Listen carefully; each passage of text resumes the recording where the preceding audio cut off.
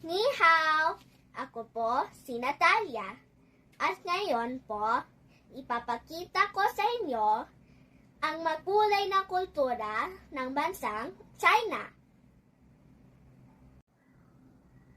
Una sa lahat, sa China, napakahalaga ng pamilya. Tuwing may espesyal na okasyon, nagsasama-sama sila. Lalo na tuwing Chinese New Year.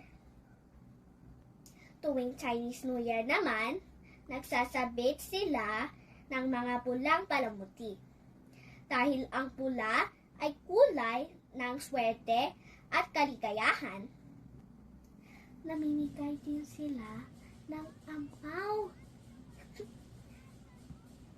Isa sa mga magagandang tradisyon sa China ay ang kanilang mga sayaw. At syempre, hindi mawawala ang masarap na pagkain. Kilala ang China sa kanilang noodles, dumplings, at paborito kong fortune cookies. Sabi nga nila, kapag mahaba ang noodles, hahaba din ang buhay mo. Ang mga Chinese ay kilala sa kanilang kasipagan at disiplina.